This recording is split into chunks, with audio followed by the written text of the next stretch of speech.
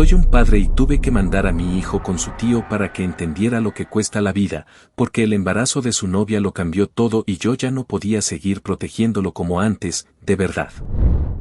La verdad es que yo nunca pensé escribir algo aquí.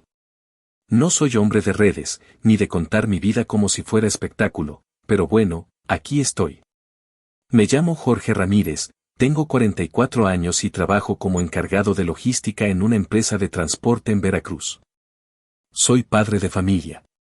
Y escribo esto porque quiero que otros padres entiendan algo que a mí me explotó en la cara. Uno cree que conoce a sus hijos, pero no siempre es así. Cuando yo era joven, la vida era distinta. Salíamos de la secundaria y ya sabíamos qué hacer, juntarnos en la cancha, armar las retas de fútbol y jugar hasta que se metiera el sol. El premio era una coca de 3 litros, entre todos, aunque el equipo que perdía era el que terminaba pagando. No era gran cosa, pero se sentía justo. Se sentía bien. Ahora parece que todo eso ya no vale nada, como si fuera otra época que ya nadie entiende. También estaban las maquinitas. Yo me acuerdo perfecto, gastábamos el cambio de las tortillas en el The King of Fighters, puro reto entre compás, puro orgullo. Nadie estaba pensando en presumir nada, solo queríamos ganar una partida más. Era sencillo, pero era real. Ahora los muchachos buscan otras cosas, cosas más rápidas, más intensas, más peligrosas. Y uno como padre se queda atrás, tratando de entender en qué momento se torció todo. Hoy los jóvenes viven diferente. Fiestas, alcohol, motos, desobediencia, no todos, claro, pero sí muchos. Y lo peor no es eso, lo peor es que ya no escuchan. Uno les habla y es como si no estuvieras. Yo veía eso en otros lados y pensaba a mí no me va a pasar, pero bueno, así empieza todo, creyendo que estás a salvo. Creyendo que tu casa está bien, que tu hijo todavía está bajo control. Mi hijo se llama Diego Ramírez, tiene 16 años. Delgado, inquieto, influenciable, ahora lo veo claro, antes no tanto. Se juntaba con amigos que no me gustaban, de esos que siempre traen ideas raras, pero tampoco quise ser el padre exagerado.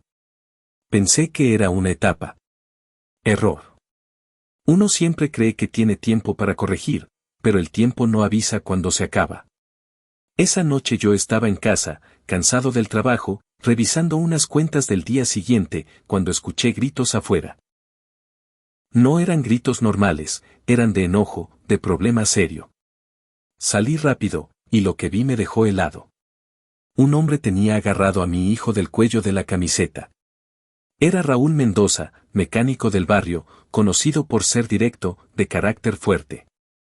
Y no estaba hablando, estaba a punto de golpearlo. Me metí de inmediato. Le dije que le quitara las manos de encima a mi hijo. Así, sin rodeos. Diego estaba pálido, no decía nada claro, solo intentaba soltarse. Raúl lo empujó y entonces me encaró. Le pregunté qué había pasado, qué había hecho mi hijo para que estuviera así. Y ahí fue cuando soltó todo, su hija, Valeria Mendoza, estaba embarazada. Sentí como si algo me cayera encima. Valeria tiene 15 años. Estudiante. Tranquila, o eso creía yo. En ese momento ella también habló, con la voz temblorosa, confirmando lo que su padre decía. Y mientras todo eso pasaba, mi hijo, mi propio hijo, negaba con la cabeza, diciendo que no era suyo, que seguro era de alguien más. No sabía si enojarme más por la situación o por lo que estaba escuchando. Raúl explotó más. Dijo que su hija no era cualquier cosa, que no se metía con cualquiera. Y yo lo entendí, la verdad es que sí lo entendí. Pero no podía permitir que eso terminara en golpes. Así que respiré, traté de pensar frío, aunque por dentro estaba hecho pedazos, y dije lo único que todavía podía sostener todo eso, que se hiciera una prueba de ADN. Que se aclarara todo como debía ser. Nadie respondió de inmediato. El silencio se quedó ahí, pesado. Diego seguía sin mirarme, Valeria llorando en voz baja, y Raúl apretando los puños como si todavía quisiera soltar otro golpe. Y yo, yo ya sabía que nada iba a volver a ser igual. Porque en ese momento entendí que no era solo un problema, era el inicio de algo mucho más grande. La verdad es que después de esa noche nadie durmió bien, y no lo digo por exagerar. Yo me quedé sentado en la sala, con la luz apagada, pensando en todo lo que acababa de pasar. Mi esposa, Laura Méndez, enfermera en una clínica privada, estaba en turno nocturno y no supo nada hasta la madrugada. No sabía ni cómo decírselo. Porque una cosa es pensar en problemas y otra muy distinta es tenerlos ya dentro de tu casa, respirándote en la nuca. Diego no salió de su cuarto.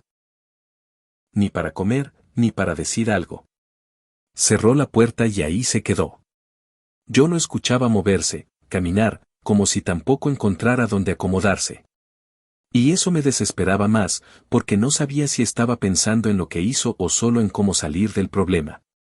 A esa edad uno no mide las consecuencias, pero eso ya no era cualquier error, era una vida en camino. Cuando Laura llegó en la mañana, cansada, con esa cara de haber trabajado toda la noche, supe que no podía darle vueltas. Le dije directo, sin adornar nada. Al principio no entendió, luego se quedó callada, y después se le quebró la voz. No gritó, no hizo escándalo, pero eso fue peor. Solo dijo, no puede ser, Jorge, no puede ser, como si repitiéndolo fuera a cambiar algo. Pero no cambió nada. Nos sentamos los dos en la cocina, en silencio un rato. De esos silencios que pesan más que cualquier discusión. Hablamos poco, pero lo suficiente para entender que esto ya no era un problema de regaño. Había que hacerse responsables de lo que venía, aunque doliera, aunque no estuviéramos preparados. Laura preguntó por la chica, por su familia, por cómo había pasado todo, y yo no tenía respuestas claras. Eso también dolía, no saber. Más tarde hablé con Diego. Toqué su puerta y le dije que saliera. Se tardó, pero salió. No me miraba a los ojos. Le pregunté tranquilo, sin levantar la voz, si había estado con Valeria. Dudó. Ese segundo de duda me dijo todo. Luego dijo que sí, pero que no creía que fuera suyo, que ella también salía con otros. Esa parte me cayó peor que todo lo demás. No por la situación, sino por la forma en que intentaba evadirla. Le dije algo que no le había dicho antes, no así de claro. Que ya no era un niño. Que lo que hizo tenía consecuencias y que, le gustara o no, iba a enfrentarlas. No gritamos, pero el ambiente estaba pesado. Él intentaba justificarse, yo intentaba mantenerme firme. Laura se quedó atrás, escuchando, con los ojos húmedos, pero sin intervenir. Era como si los tres estuviéramos entendiendo, al mismo tiempo, que algo se rompió ahí. Ese mismo día hablé con Raúl Mendoza otra vez. No fue una llamada tranquila, pero al menos ya no había gritos. Acordamos hacer la prueba de ADN lo más pronto posible. Él quería respuestas ya, yo también. Valeria no habló mucho, según me dijo, estaba asustada, y eso es normal, es una niña todavía. Todo se estaba moviendo demasiado rápido para todos, y nadie sabía realmente cómo reaccionar. Pasaron los días y la casa se volvió extraña. Diego salía poco, ya no veía a sus amigos, o al menos no como antes. Yo lo observaba, tratando de encontrar alguna señal de que entendía lo que estaba pasando. A veces parecía que sí, otras veces no tanto. Esa incertidumbre es pesada, porque uno quiere creer en su hijo, pero también empieza a dudar de todo. Laura empezó a hablar más conmigo en las noches. Decía que tal vez habíamos confiado demasiado, que no vimos señales, que dejamos pasar cosas. Y puede ser. La verdad es que uno trabaja, llega cansado, y cree que con dar lo necesario ya cumplió. Pero no es suficiente. No es suficiente cuando se trata de formar a alguien. El día de la prueba llegó más rápido de lo que esperaba. Nadie quería estar ahí, pero todos estábamos. Diego serio, callado. Valeria nerviosa, con la mirada perdida. Raúl firme, como esperando confirmar lo que ya daba por hecho. Y yo solo quería que todo se aclarara, aunque el resultado no fuera el que quería escuchar. Porque en ese punto ya no se trataba de tener razón, se trataba de saber la verdad. Y mientras tomaban las muestras, mientras todo se hacía de forma fría, casi mecánica, entendí algo que no había querido aceptar antes, ya no había forma de regresar atrás. Lo que había pasado, ya estaba hecho. Y lo que venía, bueno, eso apenas estaba empezando. Los días después de la prueba se hicieron largos, más de lo normal. No porque pasara algo nuevo, sino porque todo estaba en pausa, como si la vida hubiera decidido detenerse un momento antes de soltar el golpe final. En la casa casi no hablábamos del tema, pero estaba presente en todo. En la forma en que Diego evitaba mirarnos, en cómo Laura se quedaba pensativa mientras hacía cualquier cosa, en el silencio, ese silencio que ya se había vuelto costumbre. Yo seguía trabajando como siempre, en la empresa de transporte, revisando rutas, coordinando salidas, hablando con operadores, pero la cabeza no me daba. Me equivocaba en cosas simples, se me iban detalles, y eso no es normal en mí. Uno cree que puede separar lo personal del trabajo, pero no es cierto. Cuando traes un problema así encima, lo llevas a todos lados. Y se nota. Diego cambió un poco esos días. Ya no salía con sus amigos, ya no contestaba mensajes como antes, al menos eso parecía. Se la pasaba en su cuarto o en la sala, viendo el celular sin decir mucho. A veces lo veía escribir y borrar mensajes, como si no supiera qué decir o a quién. Yo no le preguntaba todo, tampoco quería presionarlo de más, pero estaba atento. Muy atento. Una noche lo encontré en la cocina, solo, tomando agua. Me acerqué sin hacer ruido y me quedé ahí unos segundos antes de hablar. Le pregunté si había vuelto a ver a Valeria. Me dijo que no, que su papá no quería que se acercara. Y la verdad, lo entendí. No era momento de visitas ni de intentar arreglar cosas con palabras. Todo estaba demasiado tenso para eso. Le pregunté si tenía miedo. Tardó en responder. Luego dijo que sí. Que no sabía qué iba a pasar, que no se sentía listo para nada de eso. Y ahí fue cuando vi algo distinto. Ya no era el chamaco que negaba todo, ahora era alguien que empezaba a darse cuenta del tamaño del problema. No lo abracé, no hice nada de eso, pero lo escuché. A veces eso es lo único que se puede hacer. Laura también habló con él, a su manera. Más tranquila, más emocional. Le preguntó cómo se sentía, si había pensado en lo que venía. Él solo decía que sí, que lo estaba pensando, pero sin dar muchos detalles. A esa edad no saben poner en palabras lo que sienten, pero eso no significa que no lo estén viviendo por dentro. Pasaron más días. La espera se volvió pesada. Raúl no llamaba, yo tampoco lo buscaba. Era como si ambos estuviéramos esperando lo mismo sin querer adelantarnos. Valeria, según supimos, estaba yendo a la escuela todavía, pero más callada, más reservada. Todo el entorno estaba cambiando, aunque nadie lo dijera en voz alta. Una tarde, mientras revisaba unos papeles en casa, Diego se acercó. Se sentó frente a mí sin decir nada al inicio. Luego soltó algo que no esperaba, ¿y si sí es mío? ¿Qué voy a hacer?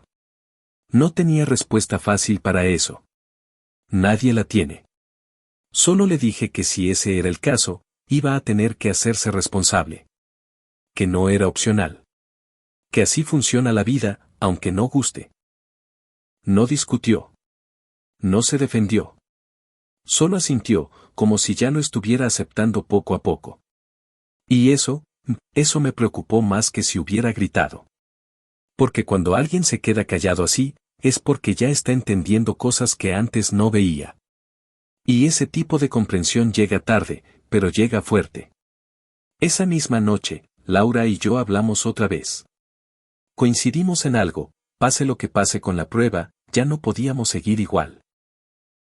Había que hacer cambios, poner límites, tomar decisiones que antes no quisimos tomar. No por castigo, sino porque ya era necesario. Porque si no lo hacíamos nosotros, la vida lo iba a hacer por nosotros, y de una forma peor. El resultado aún no llegaba, pero en el fondo yo ya me estaba preparando para lo que fuera.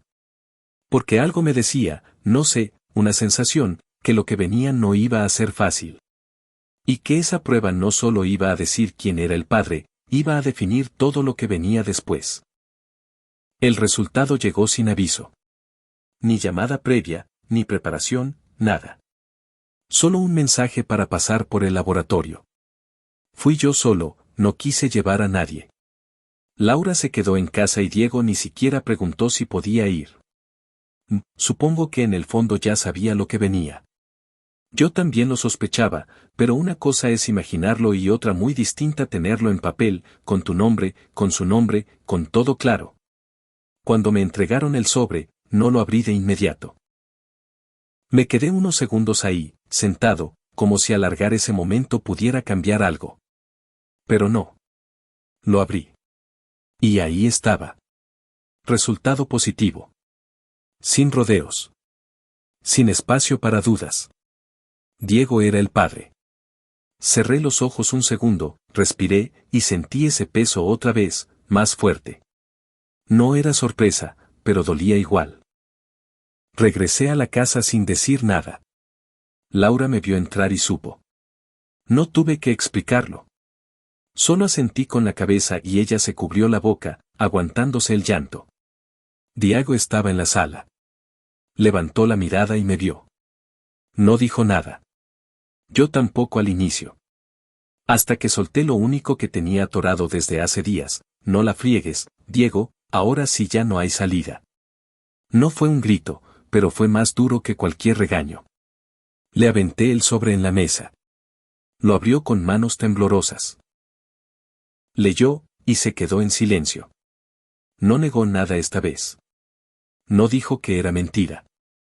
Solo se quedó ahí, viendo el papel como si esperara que cambiara. Pero no cambió. Laura se acercó, lo miró, y lo único que le dijo fue, ahora te toca responder. Y se fue a la cocina, porque ya no pudo sostenerse ahí.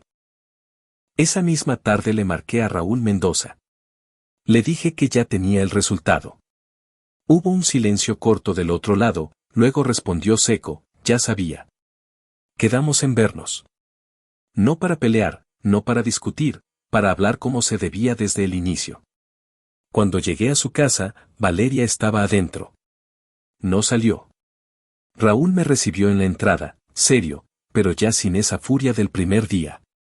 Le enseñé el resultado.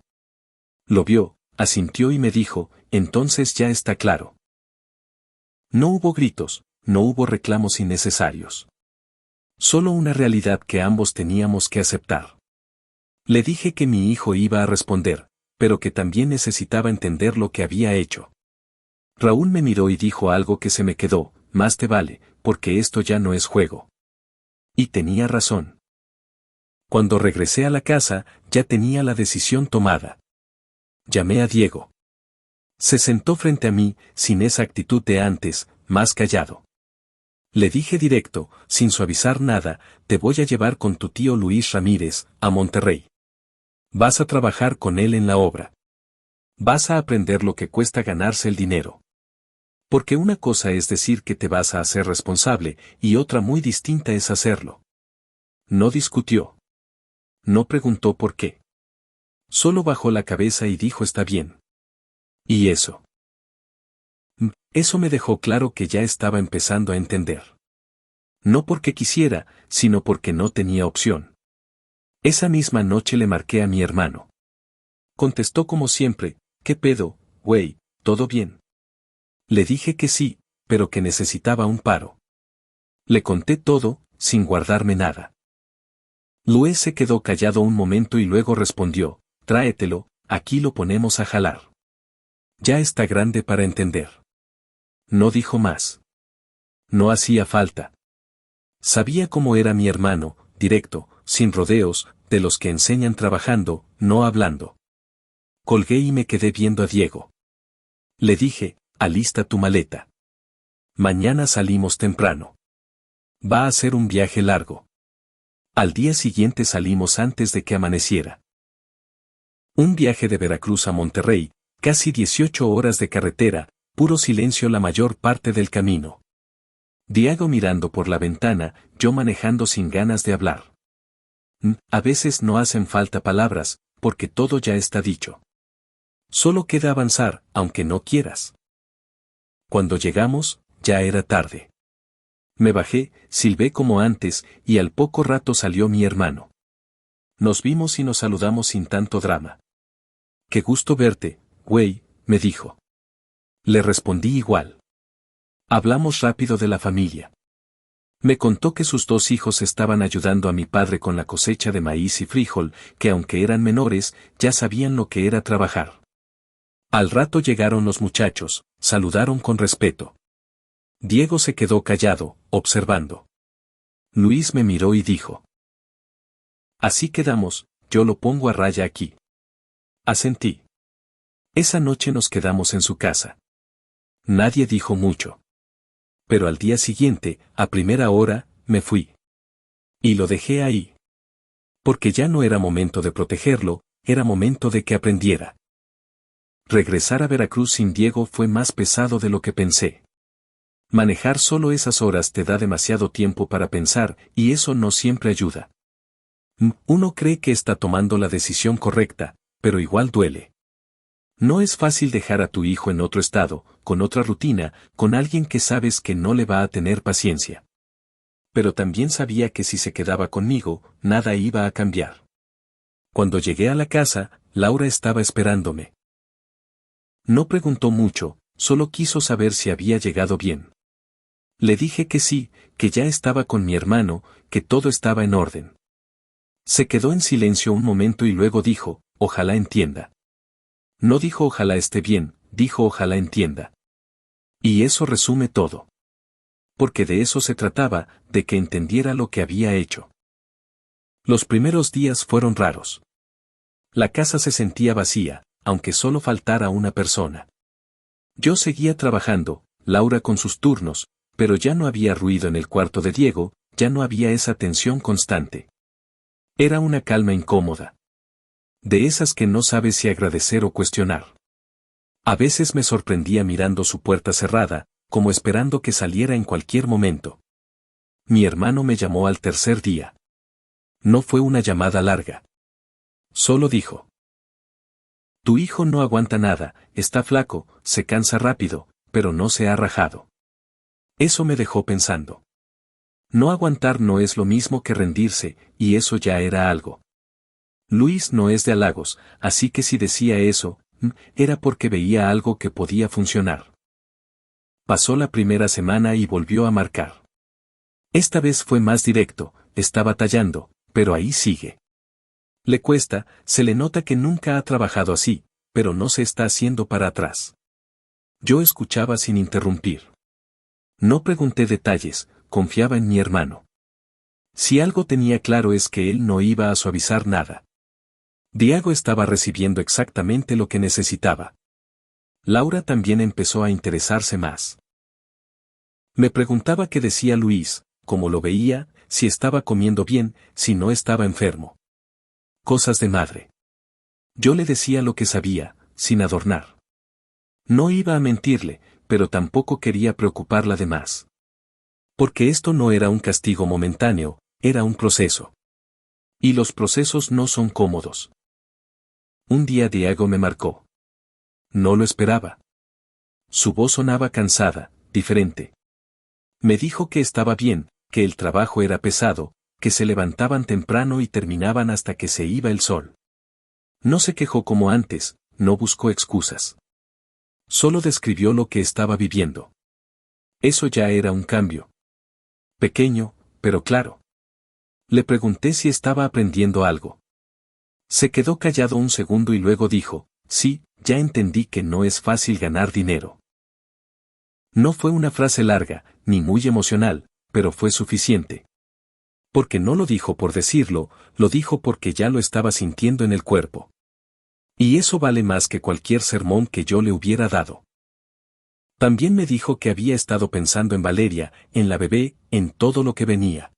No entró en detalles, pero mencionó que quería hacer las cosas bien. No sé si en ese momento ya lo tenía claro del todo, pero al menos ya no estaba negando la realidad. Y eso, viniendo de él, era bastante.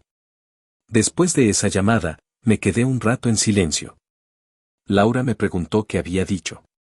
Le conté, y por primera vez en días la vi un poco más tranquila. No feliz, no confiada, pero más tranquila. Como si algo empezara a acomodarse, aunque fuera despacio. Porque al final eso es lo que uno busca, que las cosas no se queden igual. Con el paso de las semanas, las llamadas de mi hermano se hicieron más constantes. No largas, pero suficientes para saber que Diego seguía ahí, trabajando, aguantando. Y cada vez que colgaba, yo sentía que la decisión que tomé, tal vez no fue la más fácil, pero sí la necesaria. Porque había cosas que mi hijo solo iba a entender de una forma. Y ya las estaba empezando a entender. Mira, yo no soy de hablar mucho ni de andar suavizando las cosas. Me llamo Luis Ramírez, tengo 48 años, soy el hermano mayor de Jorge y soy maestro de obra en Monterrey.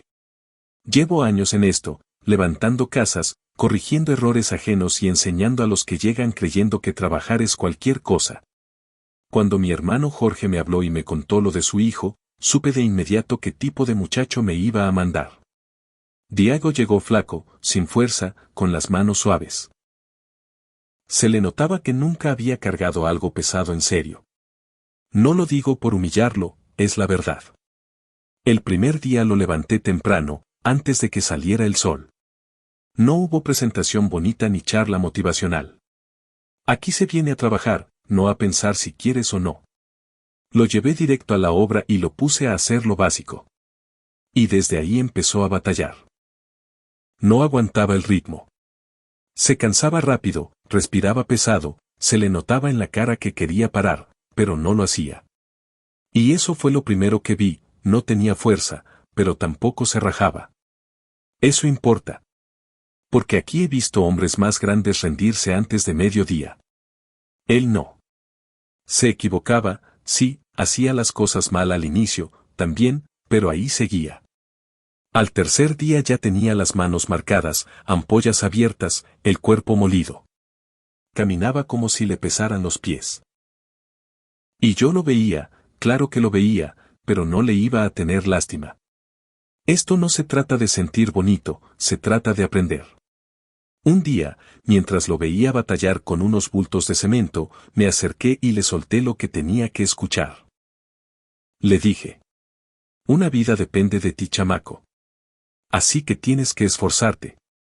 Puede que me odies ahorita porque te trato como si no fueras nada, pero más adelante me lo vas a agradecer. No respondió. Solo bajó la mirada y siguió trabajando. Y eso me bastó. Porque no necesitaba que me contestara, necesitaba que entendiera. Aquí no hay aplausos, no hay premios por intentarlo, aquí o cumples o te quedas atrás. La primera semana fue dura para él, más de lo que esperaba. Hubo momentos donde pensé que me iba a pedir que lo regresara con su papá. Lo vi sentado al final del día, sin hablar, completamente agotado, con esa mirada de ya no puedo más. Pero no lo dijo. Y eso ya era una señal de que algo estaba cambiando. Poco a poco le fui enseñando lo básico. Cómo cargar bien, cómo usar herramientas, cómo moverse sin estorbar, cómo pensar antes de hacer las cosas. No soy maestro de escuela, soy maestro de obra, aquí se aprende viendo, haciendo y aguantando. Y él empezó a agarrarle el ritmo, lento, pero seguro. Al terminar cada jornada, se quedaba sentado un rato, respirando, como si apenas entendiera lo que había hecho en el día. Lo veía mirar sus manos, sus botas llenas de polvo, su ropa sudada. Como si comparara eso con la vida que llevaba antes. Y ahí es donde empieza el cambio, no cuando alguien te lo dice, sino cuando tú mismo lo sientes. Nunca le pregunté directamente por la muchacha o por el bebé. No era necesario. Eso ya lo traía en la cabeza todo el tiempo. Se le notaba en la forma en que se esforzaba, en que ya no se quejaba, en que no buscaba excusas. Estaba entendiendo, a su manera, que esto no era un juego, que ya había alguien que dependía de él. La primera semana terminó y seguía de pie. Cansado, golpeado, pero de pie. Y yo, aunque no lo iba a decir en voz alta, sabía que tenía arreglo. Porque no todos aguantan ese primer golpe. Muchos se rompen ahí. Pero él no, y cuando alguien no se rompe en la primera semana, entonces sí vale la pena seguirle enseñando. Al inicio no entendía nada. Solo sabía que estaba cansado todo el tiempo. Me llamo Diego Ramírez, tengo 16 años, bueno, ya casi 17, y hace 6 meses no sabía ni lo que era trabajar de verdad. Pensaba que lo que hacía mi papá era exageración, que eso de ganarse el dinero era puro rollo de adultos. Pero no. Aquí en Monterrey con mi tío Luis entendí rápido, o te adaptas o te quedas atrás. Los primeros días fueron un golpe seco. Me dolía todo, las manos, la espalda, hasta los pies. Había momentos donde quería rendirme, tirarlo todo y regresarme a mi casa, pero algo me detenía. No sé si era orgullo o miedo, pero ahí seguía. Y con el tiempo, sin darme cuenta, empecé a aguantar más. Ya no me cansaba igual, ya no me equivocaba tanto. Pasaron los meses y mi tío ya no me veía igual. No me lo decía directo, pero se notaba. Me daba más responsabilidad, me dejaba hacer cosas solo, confiaba un poco más. Y eso, aunque no parezca, pesa. Porque ya no estás ahí solo para estorbar, ya empiezas a servir para algo. Y eso cambia cómo te ves a ti mismo. También aprendí a manejar el dinero. No era mucho, pero era mío. Y no lo gastaba en tonterías como antes. Empecé a mandar dinero a Valeria, para lo del bebé. No era gran cosa, pero era algo. Y cada vez que lo hacía, sentía que por fin estaba cumpliendo, aunque fuera poco a poco. Ya no era solo hablar, era hacer. Después de la jornada, ya en la casa, a veces me quedaba pensando en todo. En lo que hice, en lo que negué, en cómo reaccioné ese día. Y sí, me daba coraje conmigo mismo. Porque no fue solo el error, fue la forma en que quise evadirlo. Eso es lo que más pesa cuando te das cuenta. No el problema, sino cómo actuaste frente a él. Una noche le marqué a Valeria. No hablábamos mucho, pero esa vez contestó rápido. Platicamos tranquilo, sin reclamos, sin peleas. Como si los dos ya estuviéramos en otra etapa. Antes de colgar, me dijo algo que no esperaba. Me hice radiografía, va a ser una niña. Me quedé en silencio unos segundos. No supe qué decir al inicio. Solo sentí algo raro, como mezcla de miedo y emoción. Y luego lo solté, sin pensarlo tanto. Ya entendí cuál es mi objetivo, voy a volver y voy a ser el mejor padre. Me arrepiento de haberme dejado llevar por gente que ni valía la pena. Ella se quedó callada un momento y luego respondió. Lo importante es que estás luchando por nuestro hijo, bueno, por nuestra hija que viene en camino. No supe qué más decir. Solo asentí, aunque no me viera. Colgamos, y me quedé ahí, viendo el techo. Ahí fue cuando entendí que ya no era sobre mí. Nunca lo fue. Pero apenas lo estaba entendiendo. No sabía que mi tío había escuchado parte de la llamada. No dijo nada en ese momento, pero al día siguiente me miró diferente. No mejor, no peor, diferente. Como si confirmara algo. Y eso me dio más ganas de seguir, de no aflojar, de no regresar a ser el mismo de antes. Pasó el tiempo y llegó el día que todos sabíamos que iba a llegar. Valeria estaba por dar a luz. Yo no dije nada hasta que ya no pude aguantar. Me acerqué a mi tío y le pedí permiso para ir. No exigí, no discutí. Solo le dije que necesitaba estar ahí. Me miró unos segundos, y me dijo que sí. Ese mismo día me fui. Llegué a la casa, me arreglé lo mejor que pude y tomé el primer camión de regreso a Veracruz. El viaje fue largo, pesado, pero esta vez no se sintió igual. No iba huyendo, no iba confundido. Iba con un propósito. Y eso cambia todo. Llegué casi al día siguiente. Fui directo al hospital. Me acerqué a recepción y dije que venía a ver a Valeria Mendoza, que había dado a luz. La recepcionista me preguntó datos, y en eso aparecieron sus papás. Me reconocieron de inmediato. Su papá me miró serio y dijo: «Pensé que te habías ido, que no ibas a regresar». Le respondí sin rodeos. Estuve trabajando, haciendo lo que tenía que hacer. Solo quiero verla, aunque sea un momento. No discutió. Solo asintió. Me dejaron pasar. Cuando la vi en la camilla, no supe qué decir. Me acerqué, le di un beso en la frente y le dije: «Ya estoy aquí, ¿la bebé cómo está?». En ese momento una enfermera se acercó con mi hija. Cuando la vi, no sé cómo explicarlo. Se me salió una lágrima sin querer. Era pequeña, tranquila y completamente real. No era una idea, no era un problema, era una persona. Me quedé un rato ahí. No mucho. Sabía que no podía quedarme. Antes de irme, le dije a Valeria: «Me tengo que ir, solo pedí un día. Pero te prometo que voy a responder. No te voy a dejar sola». No dijo mucho.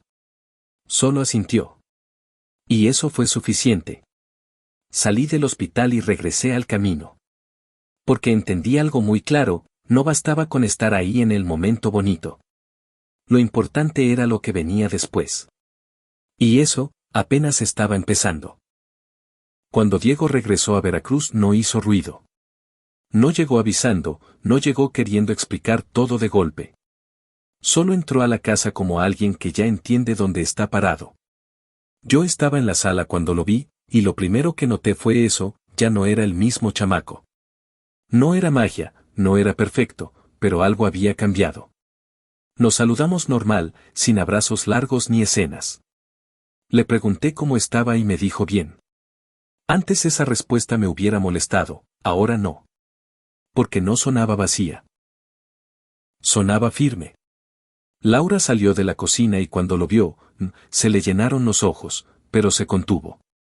Solo le dijo que pasara, que comiera algo. Así, simple. Esa noche cenamos los tres. En silencio al inicio, luego poco a poco empezamos a hablar. Diego contó lo básico, lo del trabajo, lo pesado que era, lo que había aprendido. No se quejó. Eso fue lo primero que me llamó la atención. Antes cualquier cosa era motivo para quejarse. Ahora no. Ahora hablaba como alguien que ya había probado lo difícil. Al día siguiente fue a ver a Valeria. No me pidió permiso, solo me avisó. Y eso también es distinto. Ya no estaba actuando como niño, estaba tomando decisiones. Más tarde supe que habló con los padres de ella otra vez. Esta vez sin tensión, sin reclamos fuertes. No todo arreglado, claro, pero al menos ya había respeto. Con el tiempo empezó a buscar trabajo aquí en Veracruz. No quiso quedarse solo con lo que aprendió allá. Consiguió algo básico, ayudando en una bodega cerca de donde vivimos. Cargando, acomodando, lo que saliera. No era gran cosa, pero lo hacía sin quejarse. Y seguía mandando dinero para su hija. Poco, pero constante. También empezó a ver más a la niña. No todos los días, pero sí seguido. La cargaba con cuidado, como si todavía no creyera que era suya. Yo lo observaba a veces, sin que se diera cuenta. Y ahí entendí que el cambio era real. Porque no era solo lo que decía, era cómo actuaba cuando nadie lo estaba juzgando. La relación con Valeria tampoco era perfecta. Había momentos tensos, silencios incómodos, cosas sin resolver. Pero ya no había evasión. Ya no había mentiras. Había una especie de acuerdo, no dicho, de hacerse responsables. Y eso, para la edad que tienen, ya es mucho. Laura empezó a estar más tranquila. No confiada del todo, pero sí menos preocupada. A veces me decía que lo veía diferente, más centrado, más presente. Y tenía razón. Yo también lo veía. No era el hijo que yo imaginaba que tendría a esa edad, pero era un hijo que estaba intentando corregir. Un día me dijo algo que no esperaba. Estábamos en el patio, sin hacer nada importante, y de la nada soltó: «Gracias por mandarme con mi tío». Me quedé callado. No supe qué responder al inicio. Porque uno no toma esas decisiones esperando agradecimiento. Las toma porque no hay otra opción.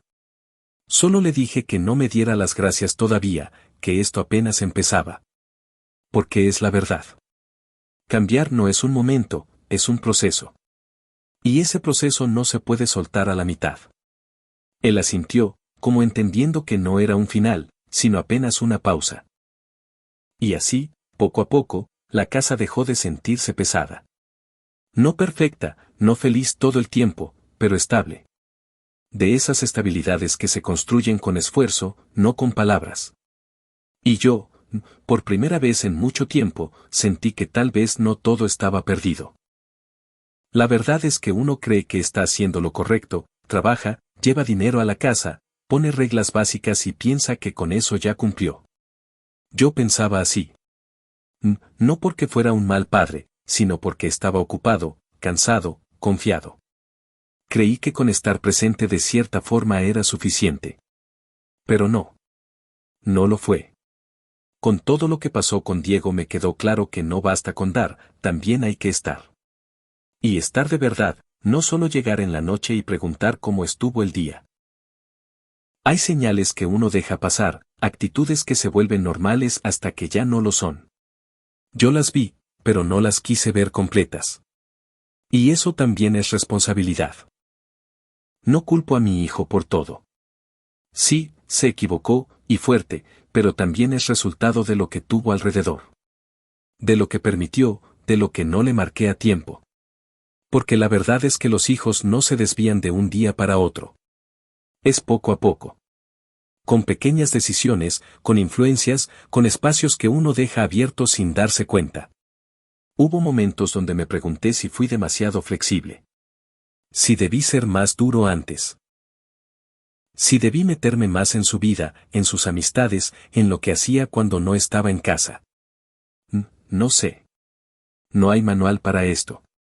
Pero si hay algo claro, cuando uno no corrige a tiempo, la vida lo hace después, y más caro. También entendí algo que no me gustó aceptar. Yo confié demasiado en que no le iba a pasar a mi hijo. Ese pensamiento es peligroso. Porque baja la guardia. Te hace creer que los problemas están en otras casas, en otras familias. Y no. Están en todas, solo que algunos los enfrentan antes y otros después. Mi hermano Luis hizo lo que yo no pude hacer en ese momento. No porque yo no quisiera, sino porque a veces uno como padre no logra que el hijo entienda con palabras. Él lo hizo con trabajo, con disciplina, con realidad. Y aunque no se lo diga seguido, se lo agradezco. Porque ayudó a que Diego despertara. Ver a mi hijo cambiar no borra lo que pasó. Eso es importante. No lo hace perfecto, no arregla todo. Pero sí demuestra que se puede corregir. Que no todo está perdido cuando alguien comete un error, por grande que sea. El problema es cuando no se hace nada, ahí sí se pierde todo. A veces veo a Diego con su hija y pienso en todo lo que pudo haber sido peor. Porque pudo haber huido, pudo haber negado todo hasta el final, pudo haberse quedado igual. Y no. Decidió enfrentar lo que le tocaba. Tarde, sí, pero lo hizo. Y eso, aunque cueste admitirlo, habla bien de él. Laura y yo también cambiamos. No somos los mismos padres de antes. Ahora estamos más atentos, más presentes. No desde el control exagerado, pero sí desde la conciencia. Porque ya vimos lo que pasa cuando uno se confía. Y no queremos repetirlo, ni con él ni con nadie más. Si algo me dejó todo esto es una idea clara, ser padre no es solo cuidar cuando son niños. Es estar cuando empiezan a tomar decisiones que los pueden marcar para siempre. Y eso llega antes de lo que uno cree. Mucho antes. Y aunque no puedo regresar el tiempo, sí puedo hacer algo con lo que viene. Con lo que sigue. Porque al final, esto no se trata solo de un error, se trata de qué haces después de cometerlo. Y ahí es donde realmente se ve quién eres. Si llegaste hasta aquí, es porque algo de lo que conté te hizo ruido.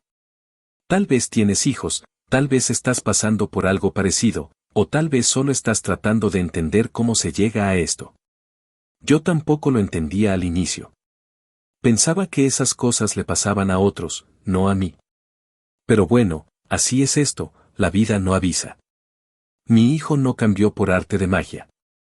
No fue un discurso, no fue un regaño fuerte, no fue una promesa lo que lo hizo reaccionar. Fue la realidad. Fue el cansancio, el trabajo, la responsabilidad de saber que ya no se trataba solo de él. Y eso no se enseña hablando, se aprende viviendo. A veces de la forma más dura. Hoy lo veo diferente, sí. Más callado, más consciente, más presente. No es perfecto, ni lo va a ser. Sigue siendo joven, sigue aprendiendo. Pero ya entendió algo que muchos tardan años en comprender, que cada decisión tiene peso. Y que ese peso no se comparte, se carga. A su hija la veo crecer poco a poco. Mi nieta. Y cuando la tengo en brazos, no puedo evitar pensar en todo lo que estuvo en riesgo. Porque esto pudo haber terminado muy distinto. Pudo haber sido abandono, pudo haber sido conflicto eterno, pudo haber sido una historia más de las que no tienen arreglo. Pero no lo fue. Porque se decidió actuar. A otros padres les digo algo claro, sin rodeos, no se confíen. No piensen que sus hijos están bien solo porque no ven problemas. A veces el problema ya está formándose y uno ni cuenta se da. Hablen con ellos, escúchenlos, pero de verdad. No solo por cumplir. Métense en su mundo, aunque cueste. No necesitan estar todos los días si el trabajo no lo permite. Yo sé lo que es salir temprano y regresar cansado. Pero al menos un fin de semana, uno solo, dedíquenlo a ellos. Salgan, platiquen, convivan. Fortalezcan ese vínculo. Porque cuando ese lazo es débil, cualquier influencia de afuera entra fácil. No dejen que los amigos formen más que ustedes. No dejen que la calle les enseñe lo que ustedes pueden enseñar mejor. Porque cuando uno no ocupa ese lugar, alguien más lo hace. Y no siempre es la persona correcta. Educar no es solo dar comida, techo y escuela. Educar es marcar límites, es corregir a tiempo, es incomodar si hace falta. Porque sí, a veces los hijos se enojan cuando uno los detiene. Pero es mejor eso, que verlos caer y no poder hacer nada después. Mi historia no es perfecta. No terminó con todo arreglado. Pero sí dejó algo claro, todavía se puede corregir si se actúa a tiempo. Y si no es a tiempo, al menos antes de que sea demasiado tarde. Así que si tienes hijos, míralos bien. Escúchalos bien. No esperes a que algo explote para reaccionar. Porque cuando explota, ya no estás previniendo, estás reparando. Y créeme, reparar siempre duele más. Si puedes hacer algo hoy por ellos, hazlo. No mañana, no después. Hoy. Porque el tiempo pasa rápido, y cuando te das cuenta, ya no estás formando a un niño. Estás enfrentando las decisiones de alguien que ya creció. Y ahí, ya no hay vuelta atrás.